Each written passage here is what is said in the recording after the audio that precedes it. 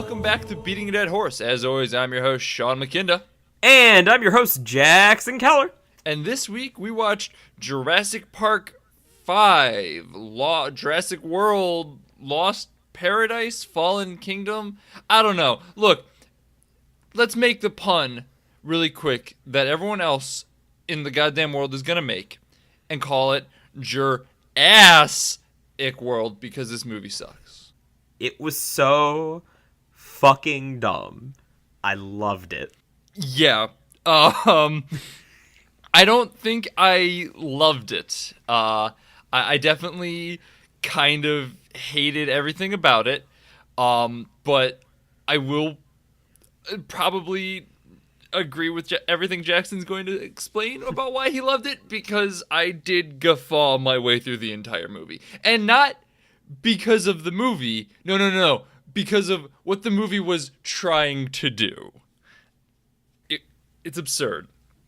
The intentional humor in this movie is a swing and a miss on pretty much every occasion. There's a comic relief character, a silly hacker guy who's constantly running around trying to be wacky and, oh, I'm scared of the dinosaurs. Isn't that funny? It's not funny. I wanted him to get eaten by dinos. What does he? Spoiler alert! We don't know. We're not to the spoiler section. So no, the actual comedy, fucking terrible. The unintentional comedy was perfect. This is exactly what I wanted something like the Hurricane Heist to be. And this is, moreover, this is what I wanted Jurassic World to be. Because Jurassic Park is a fucking classic. It is beautiful. It's wonderfully shot. The effects still look great. Super tense. Great memorable characters. Great memorable dialogue. It's got everything you want out of a monster movie. And this movie is so stupid. Every frame of it was ill-conceived, and every serious thing that happens is funny, and therefore it's still entertaining. But for me, the original Jurassic World is right in that middle zone, getting dangerously close to like Hurricane Heist territory, where there's not much going for it. Not saying it's as bad as the Hurricane Heist, but it doesn't have all that much going for it.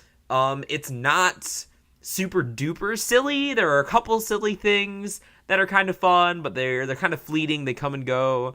And it's not a masterpiece by Steven Spielberg either. So it just ends up feeling kind of gray and mediocre. And that's where I sat on Jurassic World 1. So I had no expectations of this being like a worthy sequel to Jurassic Park coming in. I could only hope it was worse than Jurassic World, and it was. So I'm satisfied.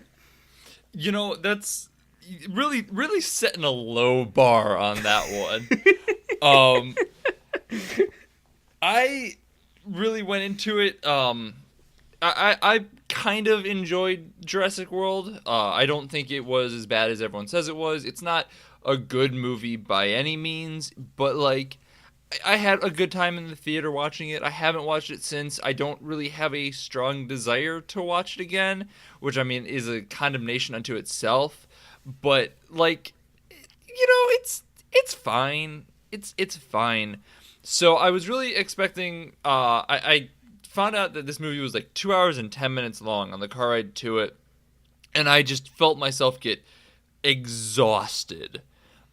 Because like I'm like, this is going to be 2 hours and 10 minutes of just absurd plot that's boring, uninteresting, like predictable, and not enjoyable.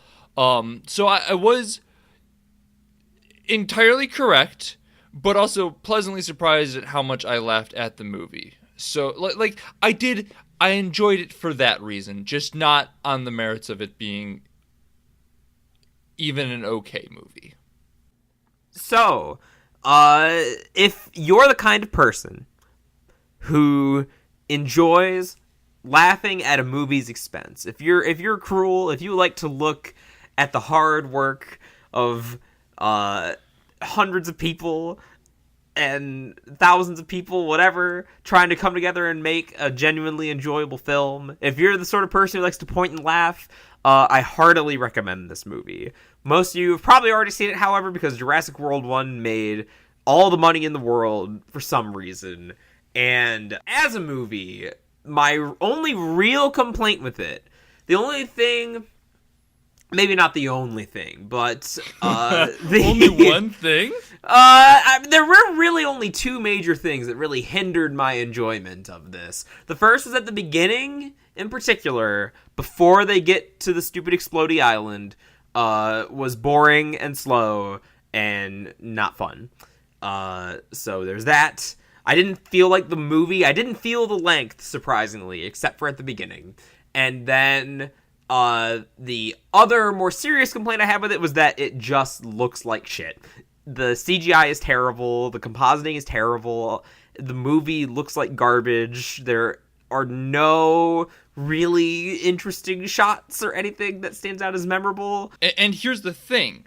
Like, even if you're just listening to us talk about, like, the beginning of the movie and, like, or, like, just immediate reactions to it and everything like that, and, like, discussing the fact that there are no interesting shots, you've seen all the interesting shots, because if you're listening to this, you've probably at least seen the trailer. And that's all the interesting shots in the movie. Like, you can pinpoint each shot in the movie where it's like, and there's the trailer bit, there's the trailer bit, there's the trailer bit. It stands out super clearly where it was intentionally like, all right, we need an interesting shot here so we can use it for the trailer. And that's it. Yes. All of the good shots are in the trailer.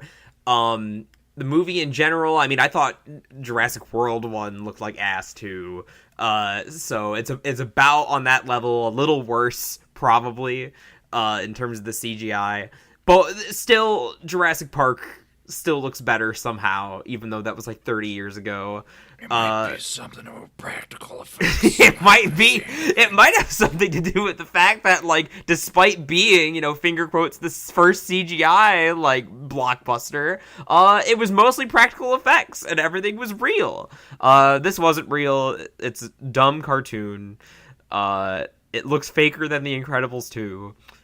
So, yeah. And they look like Jimmy Neutron rejects. They do. So that's what I would say is the main thing holding this back from being like a schlock classic. Like, you can rag on the plot of a Jurassic Park movie, and you're not wrong for doing so. But really, if you get that visceral entertainment out of it, then it's fine. I did, for the most part, if only because of how incompetent everything was. But in terms of being like a genuinely fun, like slick action movie, it was not that.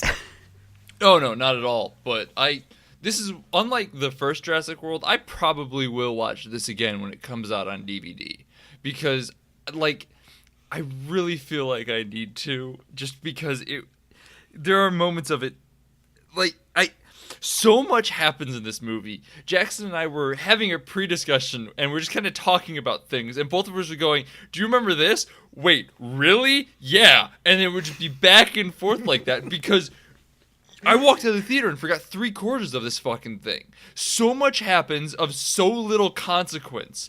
It is wonderful in that regard, and just the slow realization that, oh yeah, they did do that. Why? Don't worry about it. We'll get to it. And they never do. It's so good. It's so bad. It's so bad. So yeah, going, like I said, probably already seen it. Who cares? Go watch it if you like having a lark at bad movies. If you don't, if you don't, then you probably saw the first Jurassic World and were probably just satisfied by dinosaurs. If dinosaurs are literally the only thing that it takes to sate you, fair enough. Then you'll probably enjoy this Park too. 1 again. Fair. Yeah. I hope maybe they're having. See, because that's the thing about Jurassic World 1. Is I think one of the reasons that it stands out as aggressively mediocre, and one of the reasons it stands out like that in my mind as opposed to just being forgettable is that, like, the week before it came out, the theater in my town was doing like a classic movie series and showed the first Jurassic Park, and that was the first time I'd like watched it again since I was a kid. And I was like, oh wow, like this is actually like masterful filmmaking. Like, oh my god, like this movie's fucking brilliant. And then you see Colin Trevorrow's handiwork, and it just can't measure up to Steven goddamn Spielberg. And I will say, you did take a minute there and be like, laugh at everybody's work, all the thousands of people that worked on this movie and everything like that. And I'm going to just kind of rebuke that a little bit, because a lot of the people that worked on it did a really good job. Like, the sets were all pretty well done. The actors, despite playing just flat, boring characters, I don't think any of them did particularly bad. They were just, working with what they got, which was literally nothing.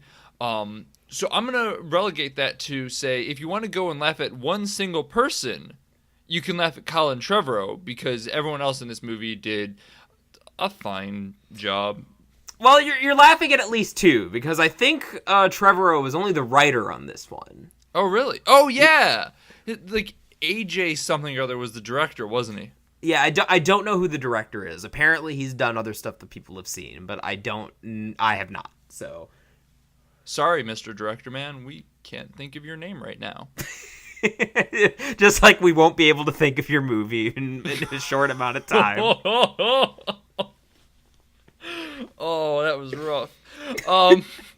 Let's get spoilery. Yeah, you don't want to get spoiled on this one. You want to go see some of this dumb shit for yourself. So go forth. Well, let's before we do talk about the dumb shit, and like I want to talk about the dumb shit, I do want to just take a hot second and discuss like what the podcast is actually about, and like death and stuff like that. But so much of this dumb shit is death. In this oh yeah, movie, we're gonna work peril. it in. We're gonna work it in, but like. We could legitimately spend the next 2 hours and never get to anything else, because like to dissect each second of this movie would turn into just a wonderful parade of insanity, but not get us anywhere. So this movie does have a lot of people who die in it. Well, a lot of dinosaurs who die in it. A couple people die in it, I think. It's not really ever clear. But the one thing I will say is that there was literally no tension in this movie ever for anyone to die, because it never mattered. Jackson alluded to the opening scene being really boring, and it was boring. There was no build up to dinosaurs. They were just dinosaurs all of a sudden. So like it would just, the first Jurassic Park is, a slow burn. They don't actually mention the word dinosaurs to the two scientists that they bring in, whose names I'm totally blanking on. Laura Dern plays one of them. I know that. Crap. I don't remember their names either. Ooh, try to get fancy and got burned. Yeah, swing and a miss. So yeah, like there's no like mention the word dinosaur there. It's a slow burn there. Jurassic World, it takes a minute to get to Jurassic World. This one they're just like, nah, fam, we're just gonna throw a megalodon in it like right away. It's been 20 seconds. You haven't seen a dinosaur yet. Better fix that shit.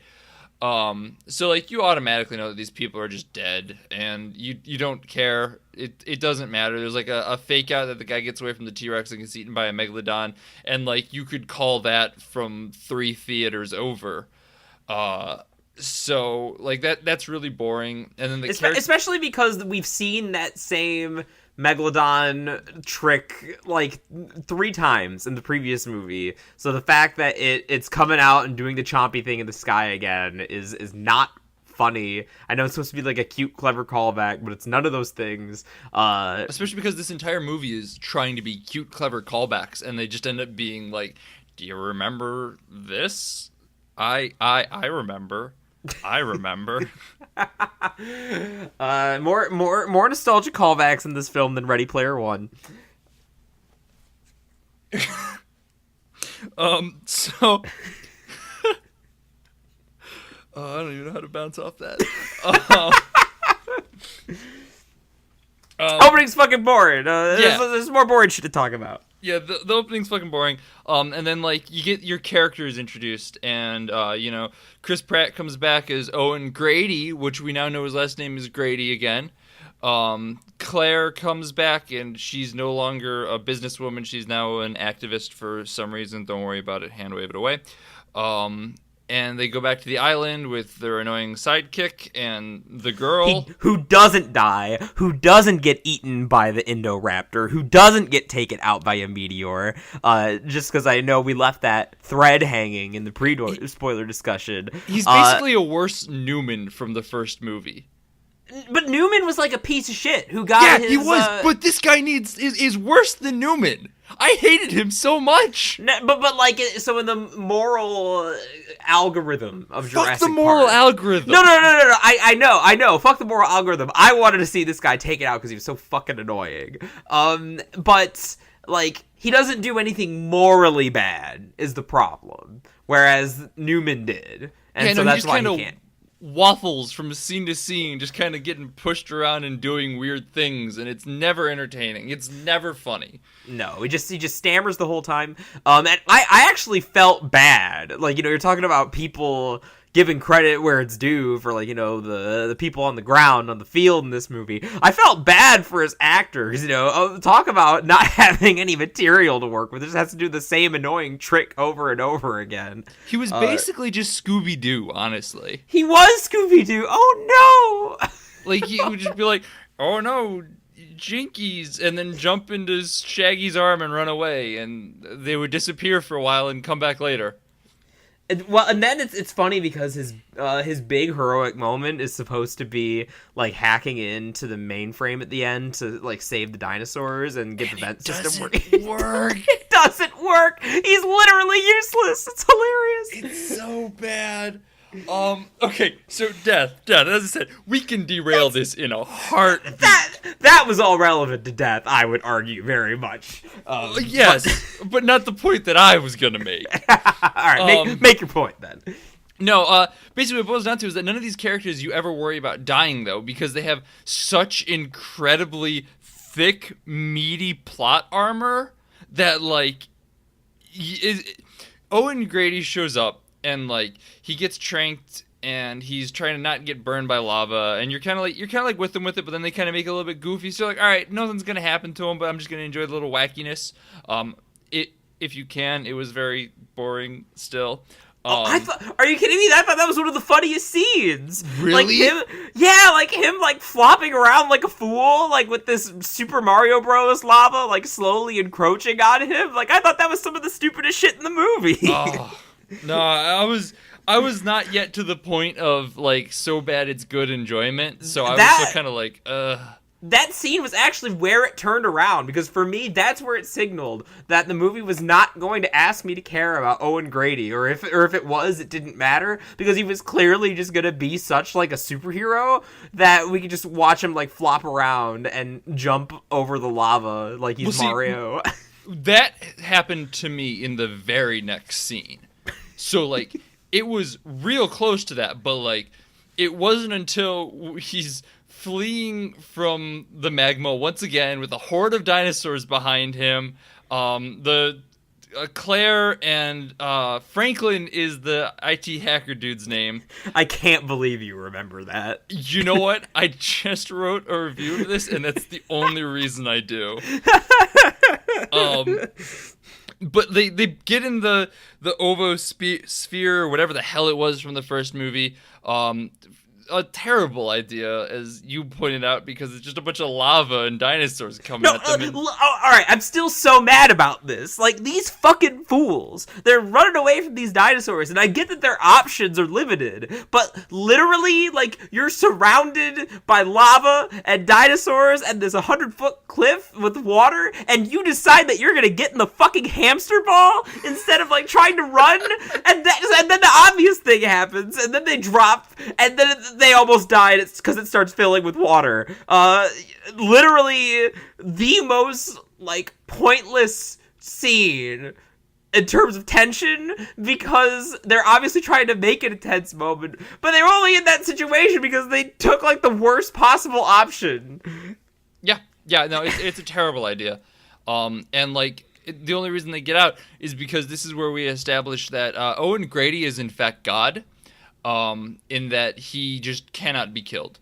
As he is running down the mountain with ash and dinosaurs running at him, he gets coated and like disappears into the foray, and the ovosphere drops off the cliff into the ocean. It's like a 150-foot-ish drop.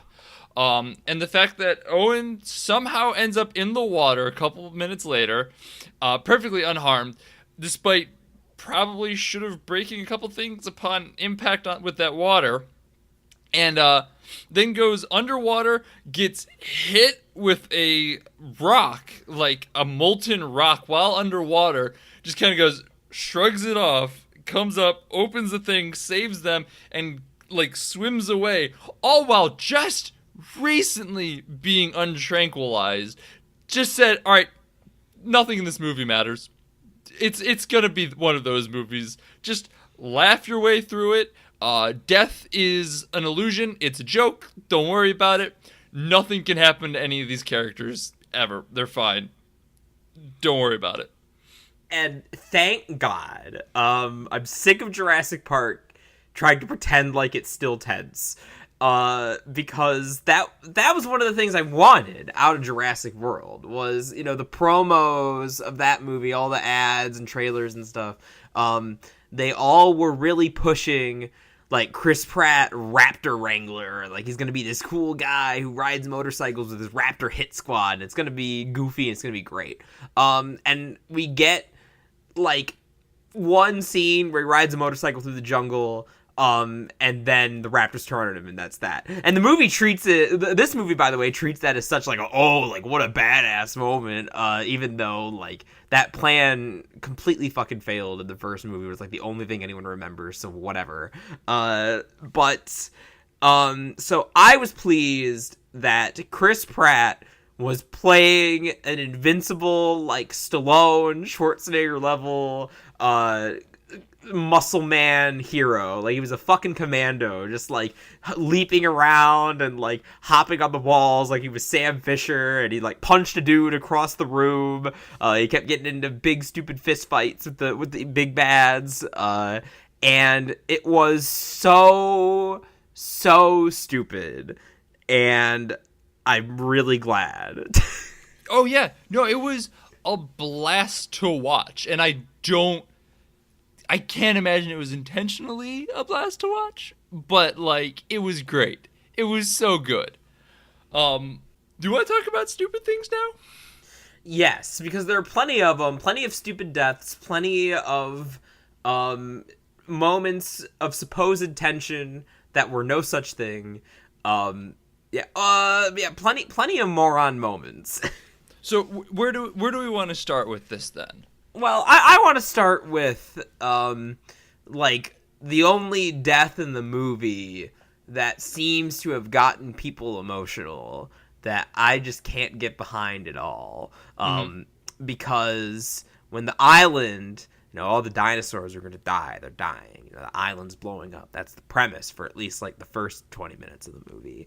And, I can't believe that's only, like, 20 minutes of the movie. See, I'm glad it's only like 20 minutes of the movie. I'm glad they moved on to the Resident Evil mansion, because I don't think they could have gotten an entire movie out of that premise without it just being the Lost World. Because aside from like the volcano, that's basically the premise of the Lost World. There are people coming to get dinosaurs, and they're going to also get dinosaurs and bring them back to the mainland. So I'm glad, actually. I was worried when I saw the trailers. I'm like, can they really squeeze a whole movie out of this? So we get a rehash of the iconic moment from the original where, the people look up and see a real dinosaur for the first time. It's the Brontosaurus, and it's majestic, and it plays the music. Which, by the way, like, it plays the sad and, like, epic versions of the music all the time, and it always sounds terrible. I know it's the Jurassic Park theme, but it's literally only good for like wonder and amazement. It's like the fucking recorder version of it. It sounds so bad. Yeah, so we get a complete rehash of that scene. Somehow it looks worse than it did in like 1993, and then as they're leaving the island, as it's finally blowing up, and the lava is catching up to all the dinosaurs, it plays the sad music, and the brontosaurus like kicks up like a horse, and you see its silhouette as it gets engulfed in flames, and that's fine. That's fine. Like, if you're gonna try and make people feel sad that the park is blowing up because they're nostalgic about these movies. And it's fine that you want people to feel bad for the dinosaurs, because dinosaurs are cool and we like them.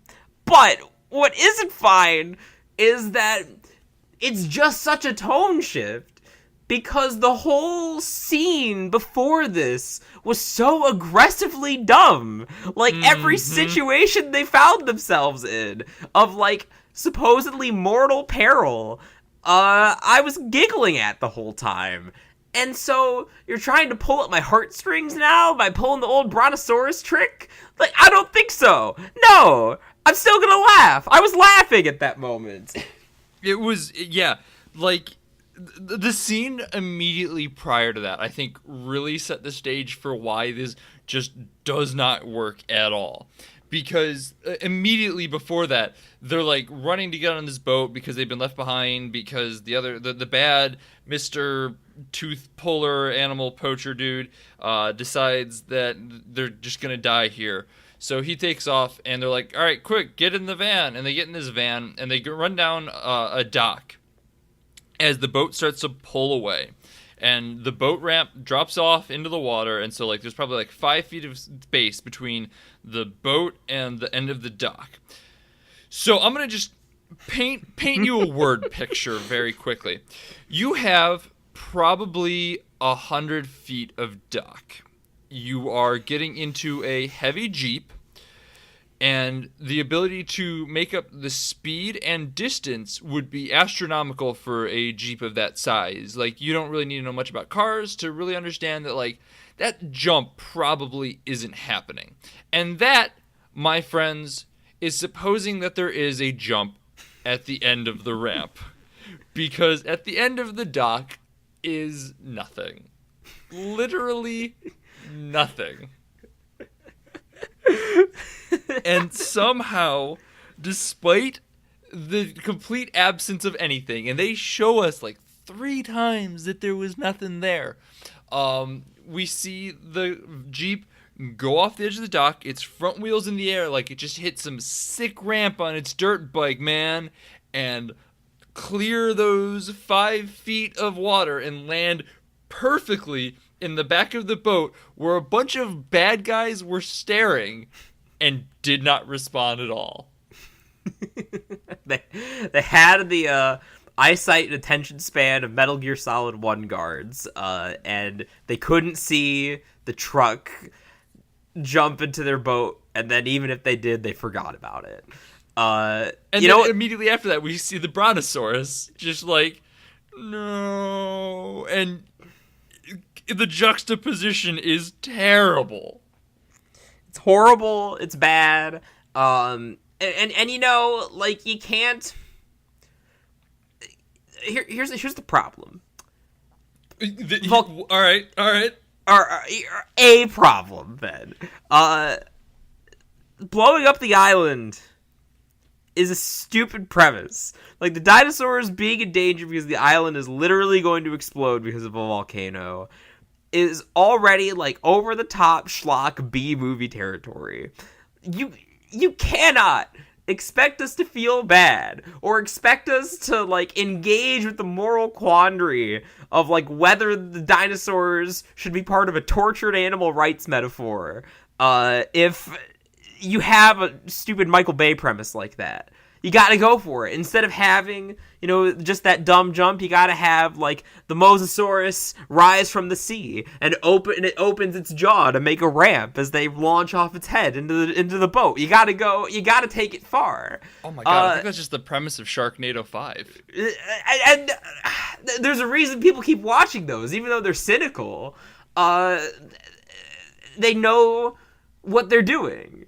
And this movie didn't know what the fuck it was doing, which, granted, in some ways, it's better for it. Oh my god, it's so much better for it. But yeah, fuck that brontosaurus scene. How dare they try to milk my nostalgia like that in literally the stupidest possible context. So, in the same context of me just being like, fuck that scene, let's go back to, like, right in between Owen waking up and running down the hill. There's a brief shot of lava running through the skeleton of a dinosaur.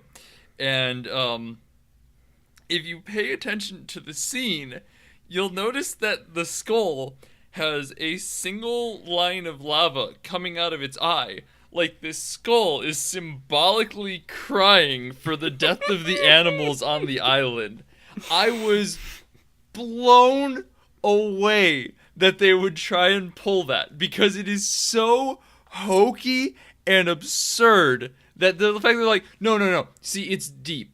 The island's lava comes out of the skull's eyes and looks like it's crying. Do you understand the metaphor? The symbolism? Do you get it? And then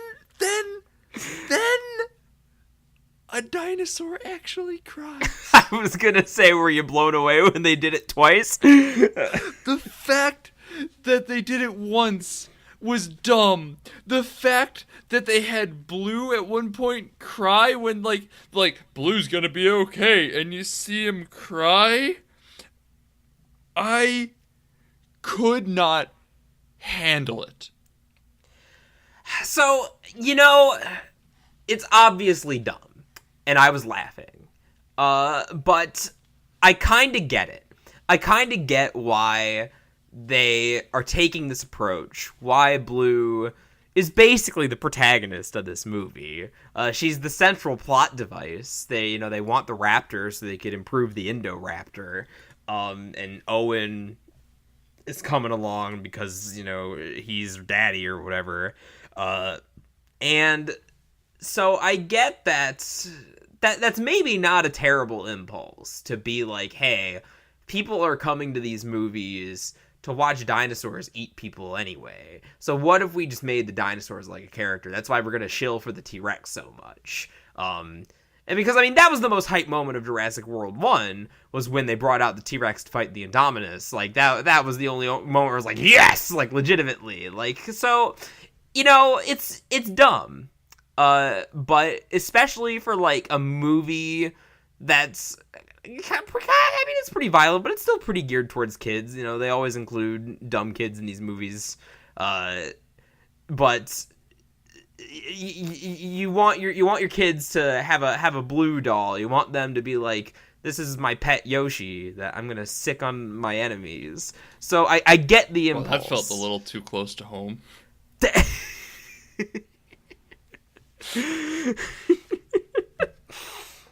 I may, well, no, because I would have totally been one of those kids who Blue would have been my favorite character Blue's my favorite character now.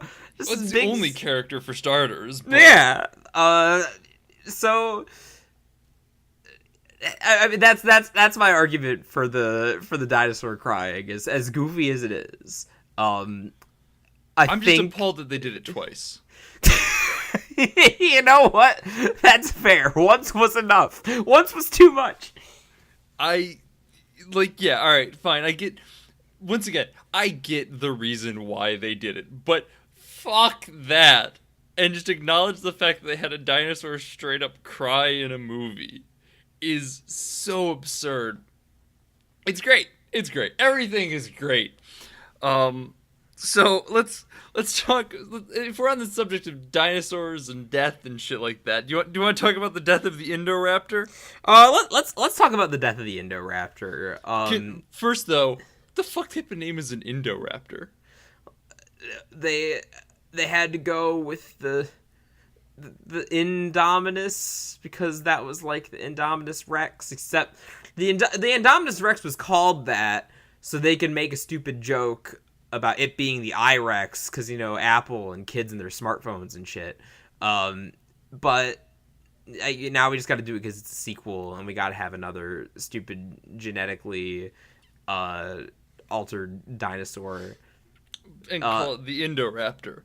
You know what, though? I'll say this. I'm glad, speaking of the Indoraptor, I'm glad they dropped the pretense of this being satire, because that was one of the biggest misfires of Jurassic World 1, was that they tried to make this ham-fisted satire about creating a bigger, badder dinosaur because people are getting bored of regular dinosaurs, but they didn't really commit, and it just ended up being like a waffly, half-baked thing that felt like it was self-aware insofar as it could point out the problem in like a big dumb spectacle movie, but not smart enough to like be different and subversive. So I'm glad in this one they're just doing the dumb like Umbrella Corporation, Wayland Yutani, we gotta weaponize the monsters sort of thing.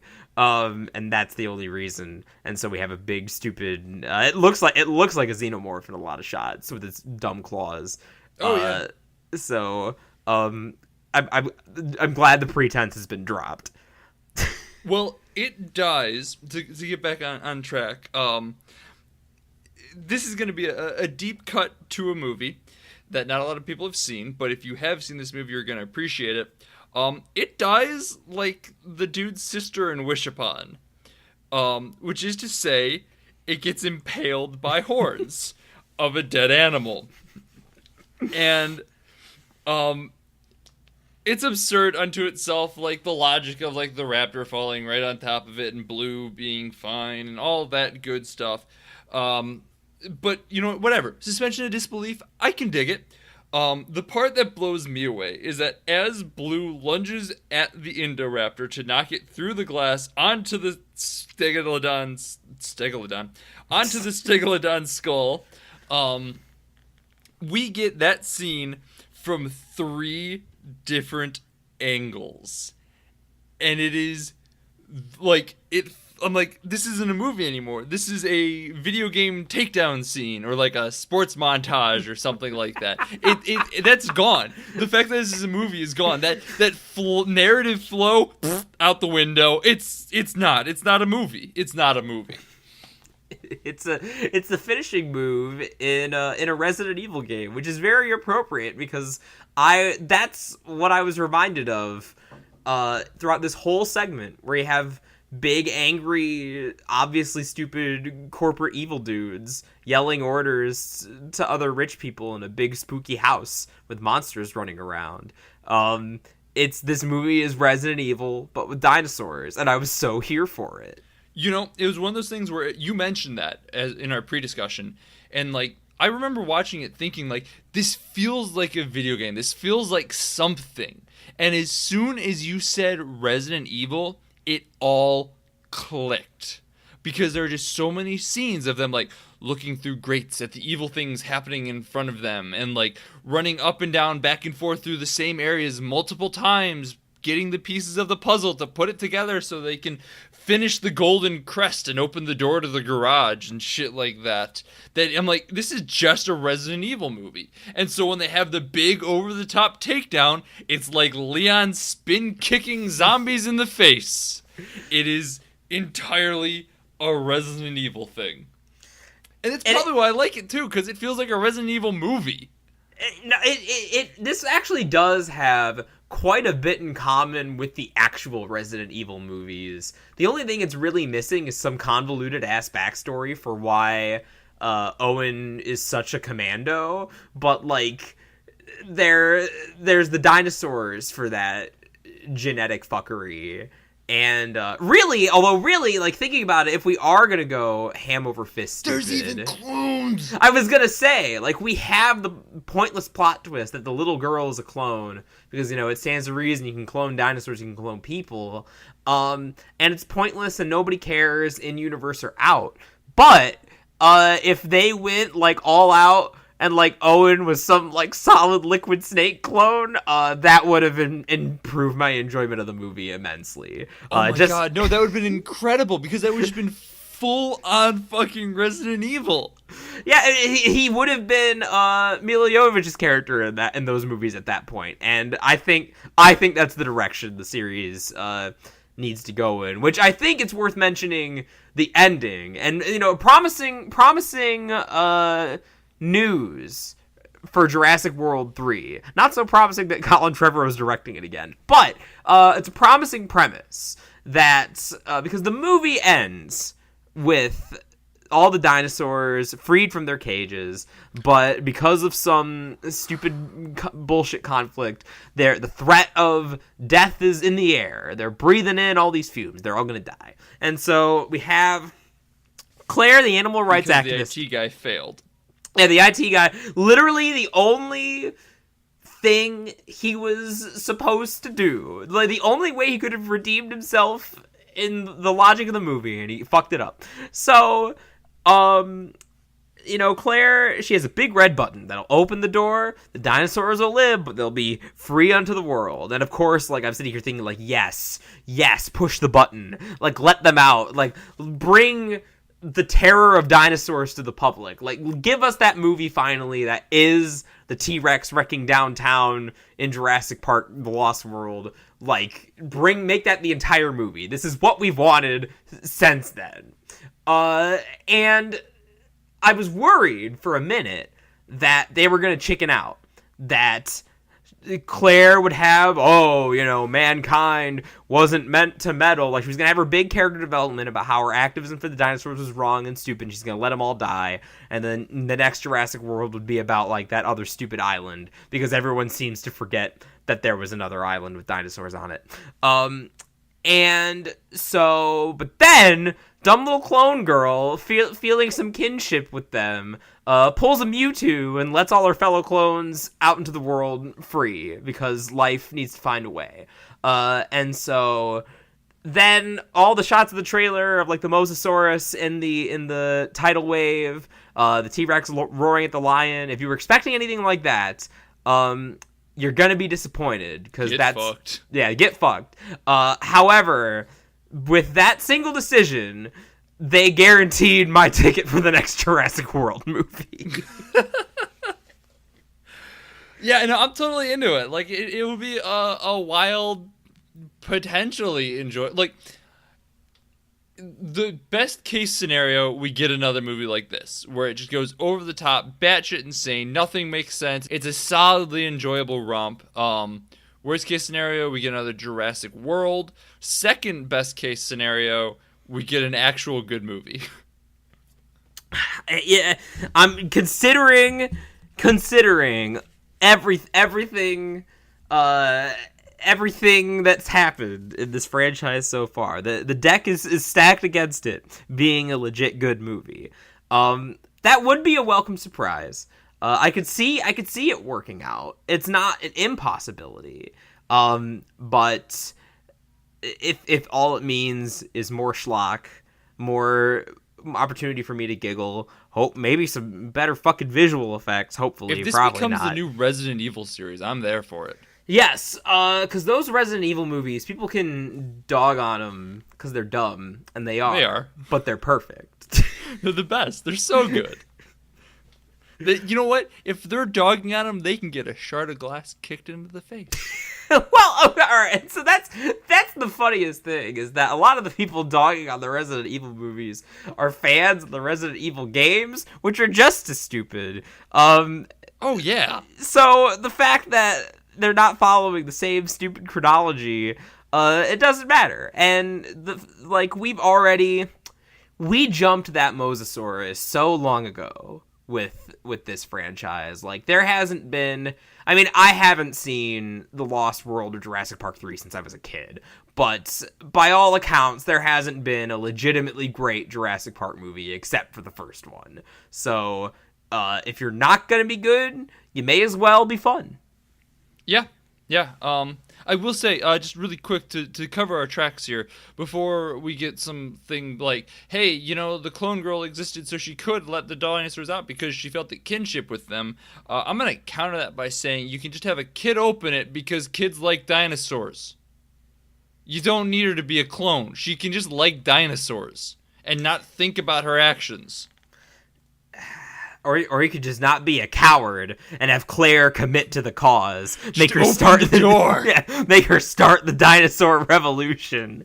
All right. Well, I'll tell you what. I think we got time. Pick up. What is your favorite dumb moment from the movie that we haven't talked about? My favorite dumb moment from the movie that we haven't talked about. We hit a lot of the major ones. Let's see. I'll go first then. I'll let you think about it. Yeah, you go first. Because I really like that Blue, a dinosaur raptor that would never have ever been exposed to such a situation, recognized the smell of gas and knew to run away from a lab. That's pretty good. And you've reminded me of... I'm going to give you two. Okay. I'm going to give you two because one of them isn't mine. I only remembered it because I read a review that reminded me.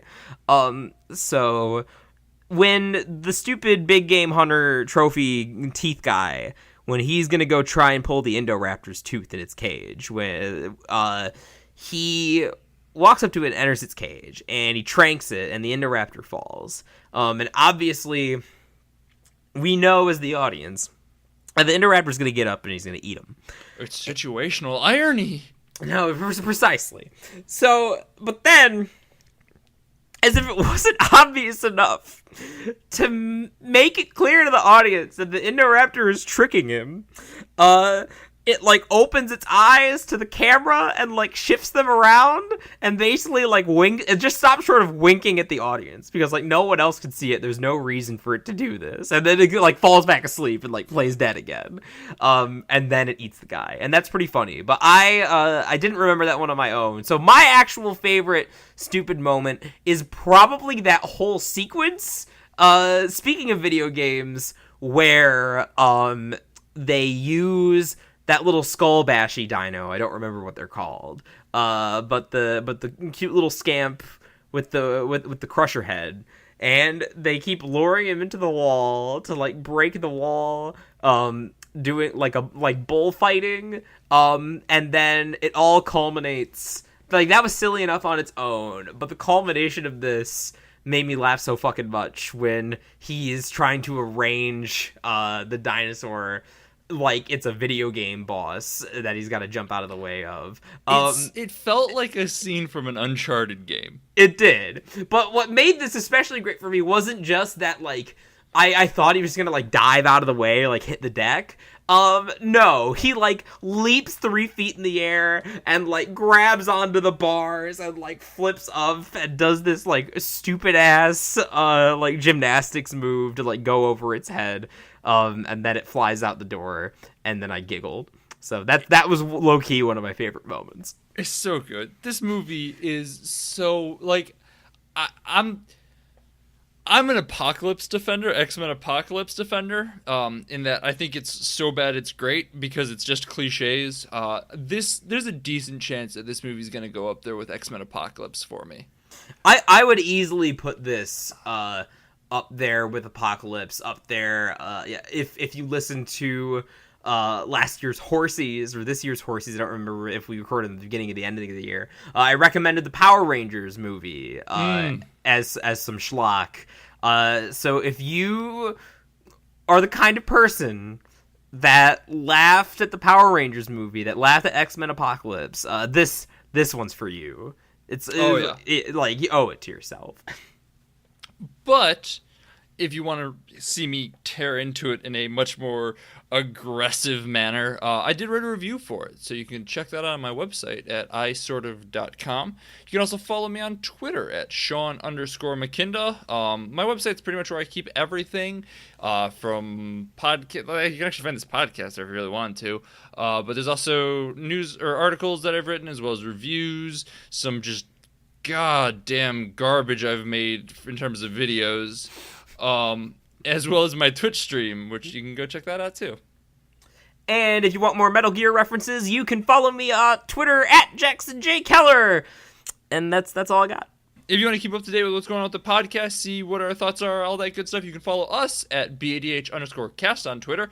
It's lots of just like kind of jokes and conversations about the things that have happened in the most recent episode.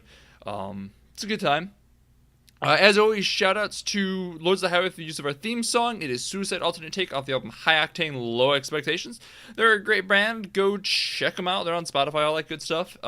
Always shouts out to 25yearslatersite.com. They do a bunch of really cool stuff, cult TV, cult movies, all that good stuff. Focused on David Lynch, to say the least. And as I said, they still host us. I don't know why. We're grateful, but we don't have the incredibly. foggiest idea. But next week we are going to be discussing the Purge, like the first Purge movie, not the first Purge, the movie that's coming out in 2 weeks. We're talking about the first Purge, the movie that came out 6 years ago, because we may, and I'm putting a hard may on watch the first Purge, like the new first Purge, in 2 weeks when it comes out. There's just a bunch of other movies that we would rather see. It's just like one of us lives in podunk nowhere. You can blame my rural background once again for any and all problems this podcast it suffers through. So I'm willing to shoulder that burden. But hopefully we'll be talking about a better film. But we might be talking about The Purge 2 weeks in a row. So get ready. I'm honestly kind of excited. I have not seen a single Purge movie. I think that's worth saying. Neither of us have. This will be our first Purge experience. Like I've heard that they've almost gotten like self-aware in their satire and whatnot, but the reviews are still awful for them. So I'm not sure how they're still making them, and I'm very curious. Find out on the next exciting episode of Beating a Dead Horse. Bye.